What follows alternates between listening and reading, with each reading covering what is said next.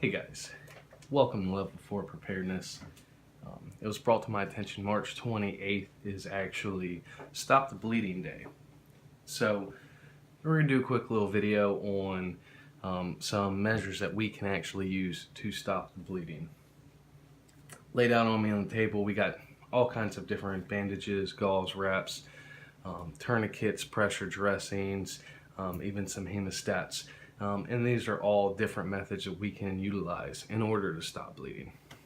First, before we talk about actually using these individual items, let's talk about the different types of bleedings we have. So you got three major types of bleeds. Your first one's going to be a vascular bleed. And a vascular bleed, it typically comes from some type of abrasion, a scratch. This is what you would initially call an oozing wound. If you get a slight cut or laceration, abrasion, generally it oozes out and it kind of just leaks out the wound. It's nothing major. It doesn't look gruesome. It's not really bad. And in a real world situation, it's usually something that we treat with a band-aid or maybe a tiny dressing or something, keep it covered up. Neosporin, basic first aid and home medicine works great for things like that. Then you have a venous bleed. A venous bleed is coming from a blood vessel, and these are usually your deeper lacerations, and you have your veins that are in your forearms, and you have veins in every part of your body. Most of the time when somebody splits their head open and requires stitches, usually that's a major vessel or a vein bleed. And where a lot of your venous bleeds are not actually life-threatening, they can look extremely gruesome, and it's what we call a superficial wound. Superficial wounds, a little bit of blood can look like a lot of blood in the eyes of a lot. But it usually isn't a life-threatening thing. Now, if you hit a major vein, and yes, there are some major veins in your body, you hit a major vein, you can bleed out from these wounds. But usually and typically, venous bleed is not something that we would consider life-threatening, but it does require some level of medical treatment, and at times where basic first aid can be applied and is just fine. Sometimes it requires a higher level care, whether it be EMS or hospital care, or even doctor's care, and sometimes requires stitches. The big stop the bleed, and the big and major one is your arterial bleeding, and that's your third one. Arterial bleeds, more than not, are life-threatening. And arteries are just such a large gateway of blood through our body, that when you do sever or puncture an artery, you have very copious amounts of blood that can be lost and can be life-threatening very, very quickly. And same to speak for a vein or major vessel that bursts, ruptures, gets severed. If one of your major vessels, not arterial, but one of your major vessels gets severed and you don't seek medical treatment and you cannot control the bleeding, then yes, it can be life-threatening. But essentially what we're going to talk about is our major bleeds. Our major bleeds that we need to stop, and we need to stop right now. And we're going to talk a few ways of how to do this.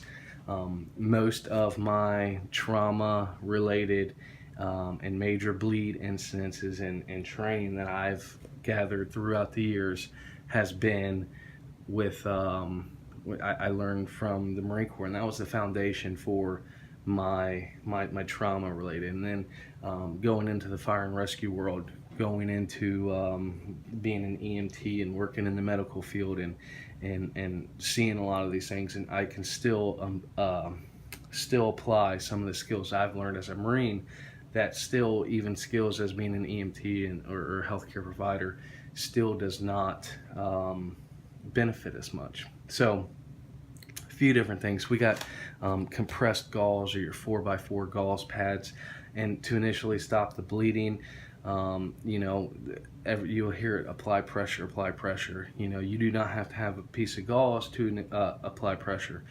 You can use a t-shirt, a towel, a rag, anything to apply the pressure with, or you can just use your bare hand. And in some cases, if there is a puncture wound, of course, if it's a puncture and the foreign body object is still in the person, we don't want to remove that. We don't want to. That can cause more bleeds than not. So we want to leave that in and try to secure it to the body, but kind of shifting away. But as far as our major bleeds, we want to apply some type of pressure, and even if and before we can even get any type of gauze on or pressure dressing, tourniquet, we want to apply some type of pressure to the wound. So we apply the pressure to the wound, and this is going to hopefully slow down the bleeding enough to where we can figure out, okay, how do I want to actually treat or initially treat this this wound. And 4x4 gauze pads, 2x2s, whatever type of gauze. Here I have rolled gauze, which actually comes compressed in these little H&H compressed gauze packs, and these are relatively cheap, and we use them a lot in the military. And this is one that's been, this is actually one that has been opened, and it's been used over and over again. All of this stuff is on my my training.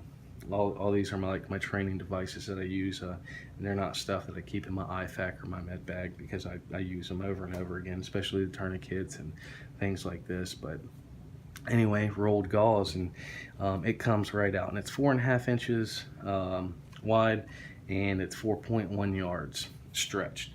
But you can utilize something like this, and as soon as you roll out a little bit, we can fold a little bit over. We can kind of make our own 4x4 or 2x1, 2x2, whatever kind of size you desire, just to get enough thickness on there to we can apply pressure onto that wound.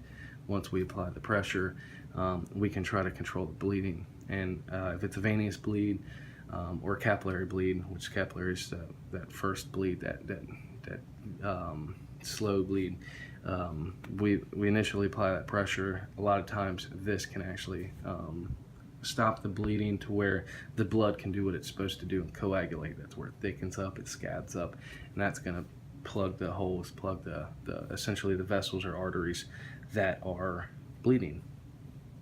Now if this method doesn't work, and at all times now I have my hand down in front of the camera, but if we're going to sit here and apply pressure and it being on an extremity like a hand, a wrist, an arm, we're going to try to elevate that particular limb above the heart, above the level of the heart, and that also is going to help treat that bleed. But if it's a major bleed, and to be able to recognize a particular types of bleeds, bright red, pink blood is typically associated with arterial and any type of spurting. And yes, some of your veins and vessels can spurt as well, but if you have a mass spurt and it's going with the heartbeat, then typically that's going to be some type of arterial bleed, and it needs to be addressed. And just a little bit of gauze with pressure is not going to solve that issue, and that's why we kind of step into our tourniquets. And our tourniquets are good, especially in like a tactical environment or a mass shooting environment. We can apply tourniquet very quickly and put it on, and it will essentially stop the bleeding to where we can move that casualty or patient off of what we call the X.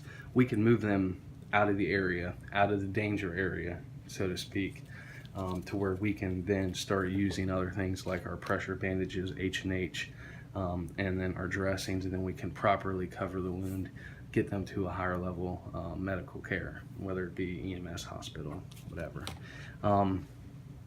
But to break into the tourniquets, American Heart Saver and their first aid course, even when I was in EMT school and a lot of these other medical schools, all of your tourniquets, they say 2 to 4 inches above the wound. Place a tourniquet 2 to 4 inches above the wound. A lot of times, especially when you have a severed artery, the arteries act just like a rubber band. You stretch the rubber band, these arteries and vessels are under pressure. If you completely sever that artery, it's going to want to retract into a natural resting position. And then you have your muscles and ligaments that are all pushing and pulling against these arteries. So they're naturally going to want to retract. So 2 to 4 inches above the actual wound for a tourniquet might not even be effective, because you might not even be applying the tourniquet on the actual bleed. From your initial point of injury, you might be, but behind it, you're still bleeding. And what you're essentially going to be doing is you're just going to make that leg or arm or whatever you're applying the tourniquet to, you're going to make it start to pull up with blood, and you're not going to be able to recognize that until it's probably too late. This is a CAT tourniquet. This is one that a lot of fire and EMS, police, law enforcement have adopted from the U.S. military, and it's one of the ones that I had when I actually was in the Marine Corps, when I was in the service. And these are very simple to use. Red pull tab, you place the tourniquet over the extremity, grab your pull tab, and I'm going to pull tight. Once I pull that tight, it's Velcro. I wrap that around, and then there's these two notches. I put it in just right there, and then what I have right here is a windlass. That's what they call it, this little stick post. And I'm going to twist that, and there is a interior band right here, so when I actually twist, you're going to see it pull on that interior band, and that is actually going to be what's applying the tourniquet. And now you can start to see the vessels actually on my hand. The more I twist, you're going to really see them vessels come out. It'll hook right in. I pull my little thing over right here. I can pull out my Sharpie. I put time and date. I applied tourniquet. Now, and then to properly make sure that you've secured the tourniquet on appropriately, you can check for a pulse. And of course I can check for a pulse. I don't feel one. I know that I properly attached this. Now there's so many common myths with tourniquets, and guys, I can talk about tourniquets all day long. I'm already pushing on 12 minutes right now, and I want to keep this video as short as possible, so I'm going to try to sum this up. But there's so many common myths about tourniquets of, you know, after an hour you can lose the limb and this and that. My first argument to anything that people want to talk about that as well, I much rather want to keep my life and lose a limb than nothing at all. Second argument to that is just all in the fact that we have a golden hour window, and this is probably way too loud for you guys and you can't hear me with this Velcro, but we have a golden hour window in the EMS world, and we used it in the military world as well, that if from point of injury we want to have that person at the hospital and under bright lights and cold steel and on a surgical table within 1 hour. In a 1 hour time frame, it's not going to impact the person enough who has a tourniquet applied that they have this crazy risk of losing a limb. And more than likely, the injury that they sustained is going to be more detrimental to the limb than the actual tourniquet itself. So this, guys, is a lifesaver. Never be afraid to apply one of these on. When in doubt, pull it out, put it on. And then my last bit to this, 2 to 4 inches is not the way to go, guys. Do not place these things 2 to 4 inches.